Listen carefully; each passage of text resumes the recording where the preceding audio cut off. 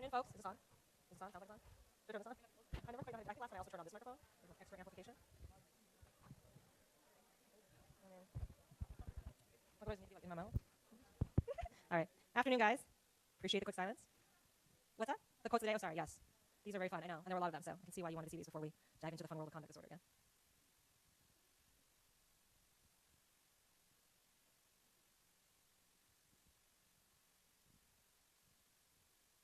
All right, moving on.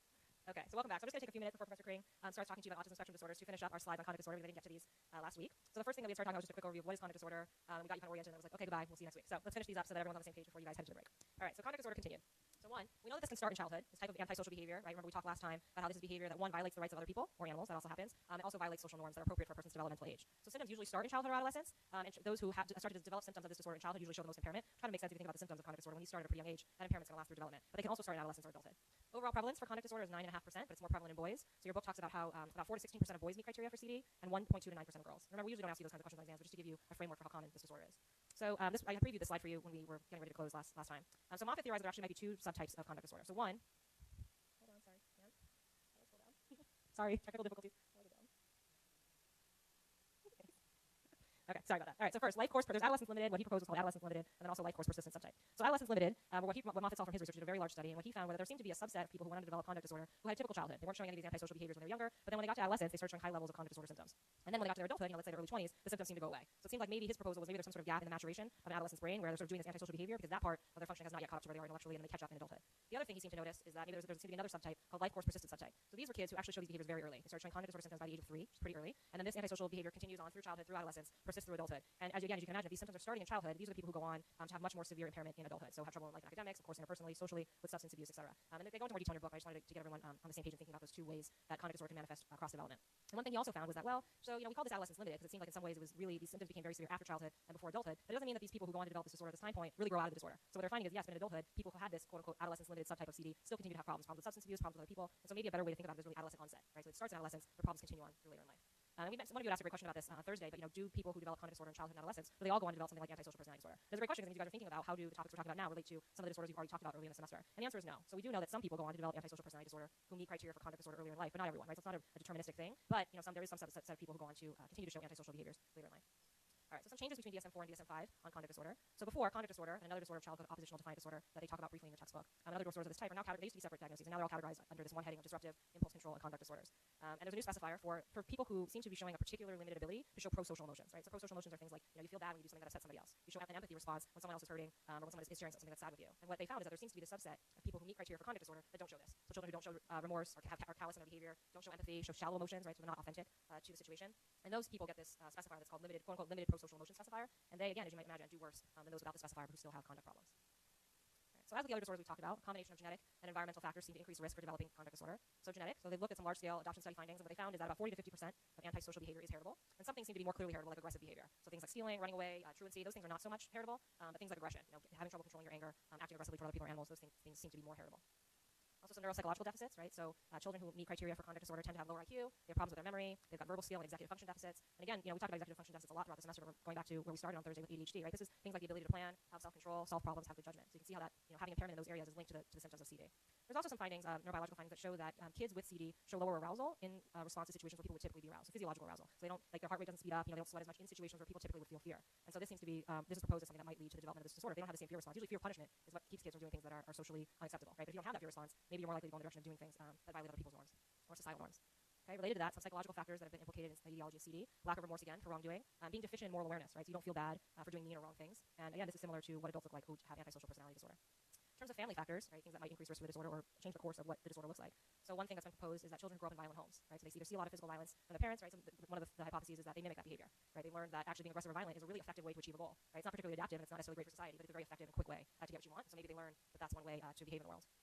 Also peer influences. So again, similar to ADHD, we talked a lot about peer rejection on Thursday, about how not getting along with your peers or peers being rejecting of you is a risk for all kinds of externalizing behavior. Also the situation with CD. So being rejected by peers does seem to be causally related to showing aggression in childhood, and also association with what we call delinquent peers, right? So this is research that's very commonly done in poor neighborhoods, but if you're hanging around with a lot of kids who are committing crimes or doing things that violate the norms of societal norms or other people's private space, maybe you end up looking up to those kids and then you get involved in more delinquent behavior as well. And then lastly, sociocultural factors. So your book goes into more detail about how things like poverty and urban living are associated with delinquency. So things like unemployment, having poor, academic facilities, a disrupted family life, maybe you're living in an environment that seems to, sort of glorify violence or delinquency, or where delinquency is more acceptable. Those are all contributing factors to the development of conduct disorder. All right, so treatment, as you might imagine, for conduct disorder is pretty difficult, but there are three main avenues of treatment that do seem to make a difference and help reduce symptoms and improve functioning. So first, family interventions. So again, similar to the other developmental disorders we talked about, intervening early seems to help, and your book talks about this intervention called family checkup treatment, and this is focused on teaching parents basically better parenting practices. Again, similar to the stuff we talked about with ADHD, reinforcing the positive behaviors that you want to see in a child and try to ignore the negative behaviors. That positive reinforcement seems to help. And also in this type of intervention, you're working with parents to identify some of those early signs of conduct problems and addressing them as soon as possible. Another intervention is called parent management training, and this again is very focused on rewarding pro-social versus anti-social behavior. And this is very effective. So what happens is when you teach parents how to reward this pro-social behavior, so being nice to other people, responding with empathy, etc., you see a decrease in both anti-social and aggressive behavior. And what they've actually found is that this seems to be related to when you teach parents to reinforce pro-social behavior, what that does is it improves the parent-child interaction, right? Which makes sense, right? Now you have a child that's getting along with others, that isn't acting out as much, and that relationship seems to improve, and that seems to help kids do better even 1 to 3 years later after they've had this intervention. And then the most promising, but also, of course, the most ambitious treatment is called multi-systemic treatment. So here, what you're really trying to do is you're trying to target multiple environments that are related to the child's functioning, that the child's developing in. So here, you're trying to intervene with the family, with the school, also with the peers, with the child's whole community. So yes, very ambitious. But what you're trying to do is you're trying to say, okay, I'm going to intervene with different therapeutic strategies at all levels of this ecosystem, and this is what's called ecologically valid, right? So these are the systems that the child is interacting with all the time. And the thinking is, well, if we can intervene in all of these levels, we're going to start to see gains because you're making improvements in every environment, as opposed to we've made some improvements at home, but the school environment, the neighborhood environment, the peer environment is still the same, and maybe those are still increasing risk. And they found a lot of positive benefits out of this treatment. It's very comprehensive. So they're doing daily or weekly checkups with the family, and there's different interventions that are being played out at all levels every day. But they showed the most reduction in serious behavior problems, so things like arrests, keeping kids out of prison, even just a few weeks of this treatment seems to help kids get some of those behaviors down. Yeah. Sorry, I wasn't very clear about that. So the first family intervention is really focused on teaching parents just better parenting practices, right, for developing conduct problems. This is more like an early intervention, right, when kids are just starting to show problems. And parent management training is mostly focused on the rewarding pro-social behaviors. Yeah, great question. Thank you.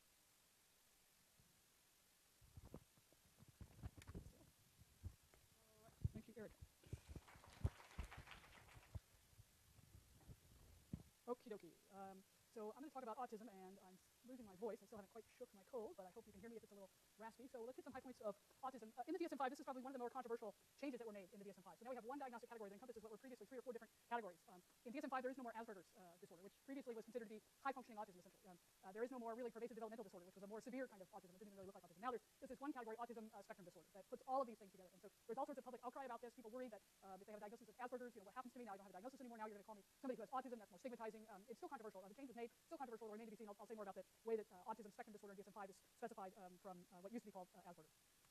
So autism spectrum disorder, broadly or narrowly defined, no matter how you define it, the prevalence is increasing. It has increased over the past 25 years. So there, in 2009, the CDC said that there was about 1 in 110 children would have it, but new numbers were introduced in 2012, suggesting that now 1 in 88 kids receive a diagnosis of autism, which is a super high number. And so what might be accounting for this increase? Is it that there's an actual increase? There's an epidemic of autism spectrum disorder that's happening? Is it that mental health professionals are getting better at recognizing it, and parents are aware of this now, and they're taking their kids in to get a diagnosis, and so just there's always a high number. It's just many kids aren't being diagnosed. Is it that schools now get extra incentives for reporting the numbers of kids in their school who have autism spectrum disorder, because then they get money from the federal government to provide extra services for kids with autism? So the answer is it's yes to all 3 of those things.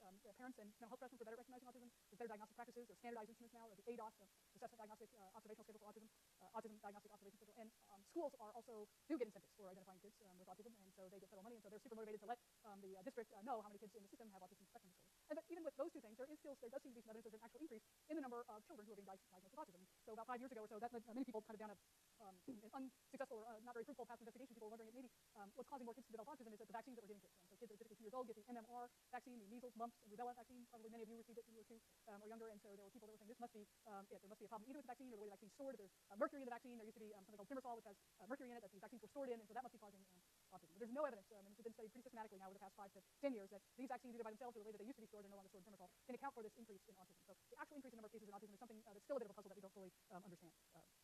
I should say, it's a complete tangent, but also a related point, that there are other diagnoses that are also increasing. Depression, for example, which we talked about weeks ago, also increasing. The number of cases of depression are increasing. Why is that happening? We don't fully understand. Autism 4 times is common among boys as it is girls. I don't know if Erica brought this up, but that's true for ADHD and conduct disorder as well. More common among boys than girls. And so neurodevelopmental disorders in general are more common among boys and girls. We talked about this in schizophrenia, that in development, anyway, fetal development, things go more awry in the developing boys than the developing girls for reasons that are still not fully understood. And so these neurodevelopmental disorders like autism spectrum disorder, ADHD, conduct disorder are more prevalent among boys than girls. This has been true for the past 50 years. Unfortunately, though, what up until, like I say, the past 15 years, what the field tended to do then was focus only on boys who have ADHD, conduct disorder, and autism spectrum disorder, and not study girls, because it was not a common goal. So let's figure out what's happening in boys. Steve Hinshaw here at UC Berkeley, many of you have taken or will take developmental psychology with him, is one of the pioneers in the study of girls with ADHD, and the book goes into a lot of detail about that. People are also now studying girls with autism, not just boys. Many kids with autism, particularly in the new DSM-5, the more severe severity rating, have a comorbid intellectual disability. Intellectual disability is what we used to call in the DSM mental retardation. DSM-5, that name is out the window. That was horribly stigmatizing, and so now we have intellectual disability instead. And many children with autism have this comorbid. So this is the little table that's in the book. I know you can't read it, but this is the little thing in the margin of the book with the symptoms of autism spectrum disorder. But really, they can be boiled down into two broad categories. The symptoms of autism spectrum disorder: there's deficits in communication and social emotional functioning, and also deficits in or evidence of restricted behaviors and interests. And this could be repetitive motions. Kids could get focused on lights and nothing else but lights. They have a very narrow sense of interest, maybe kinds of repetitive behaviors, and not move on from those. Difficulties in social emotional communication, but also just language. It used to be the case in DSM-4 that one of the key ways of distinguishing autism from Asperger's was whether or not there was language delay. And so if someone had the signs of autism, like social emotional communication functioning problems and these restricted or repetitive movements, but yet they had perfectly fine language, they were able to speak by the time they were 3, 4, 5 years old, we would call that Asperger's. But if they weren't able to develop language and not talking, we would call that autism. Well, because we've no longer kept that distinction, then the role of language delay is a little bit less clear. But it's something that you typically will see in more severe cases of autism spectrum disorder where children do not develop language by the typical age of development, by 3, 4, 5 years old. Now, kids start typically developing words, little nonsense syllables, even before they're 1-year-old, and develop a couple of words and 1 and 2 phrases in the ages of 2 and 3 sentences by 3, 4. So there's a delay in their language. And some kids will develop no language at all without intervention. It's tricky to diagnose this because there's a wide range of normality when it comes to language delay. Some people, some young kids will be slow to develop language, but they don't have any other signs of autism. But parents now have been so tuned into the idea that a delay in language must mean autism that parents are incredibly worried about language delay. So it's not just language delay that can be a sign of autism. There's wide individual differences in language delay. And there are other disabilities, intellectual disability, learning disabled things that have to do with the spoken word that could be accounting for language delay. But more often than not, it's just kids vary in how quickly or slowly they develop language. So the language delay has been the kind of pathognomic sign for parents anyway that, oh, my kid has autism. Sadly, it's caused a lot of stress. Here, I know this is also difficult to read, but I'll just try to boil it down here. These are the severity ratings for autism. Here's what we're trying to distinguish now: a severe case of autism spectrum disorder from a more mild case of autism spectrum disorder, with severity ratings from 1 to 3. In the two domains, there are examples of social communication deficits and restricted repetitive behaviors there. And so somebody with Asperger's would have very mild autism spectrum disorder, whereas somebody who's got comorbid intellectual disability and all sorts of other symptoms would have a 2 or a 3 in severity. Time will tell if this really is capturing the full group of children and adults who have autism spectrum disorder. In some of the DSM-5 field trials that were done, the evidence, and these were on sites all over the United States, not a huge sample, but hundreds of children, it suggested that the same group of children were identified with the DSM-5 criteria of autism spectrum disorder as the DSM-4 criteria that singled out Asperger's disorder as a distinct category from autism disorder. But we need more evidence to see if these severity ratings still capture the full group of people with autism spectrum disorder. That was one of the concerns about changing this to DSM-5, that we might lose some people. So let me show you a short film here of a little guy here who has autism spectrum disorder. And this, in DSM-4 world, would be autism, not Asperger's.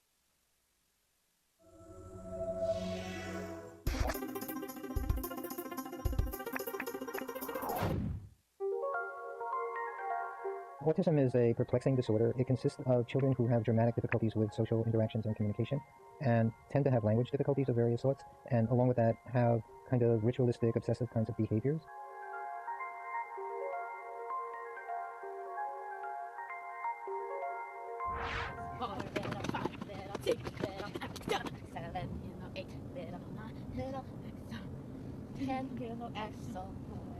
The day the pediatrician said he may have a bit of a developmental delay. And I went on the internet and I punched in developmental delay, and one of the first words that came up was autism. That was the scariest word that you could have said to me. I called the pediatrician back and said, I just looked up developmental delay and it says autism, what's going on here? And she said she couldn't be sure it was autism, but it was certainly something she would not rule out. And I think that's kind of when it came. You get all the physical milestones, but the talking just didn't come. And then when you think back on it, you think, well, yeah, he didn't make a lot of eye contact. He wasn't observing what we were doing like you would see a typical kid. And what's this?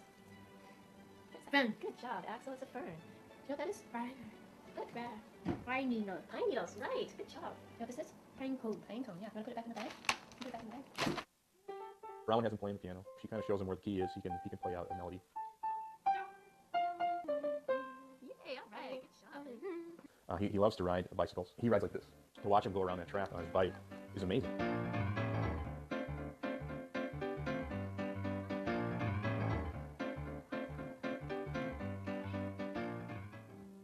We had a service dog for a while. Axel makes a lot of noise, sudden movements.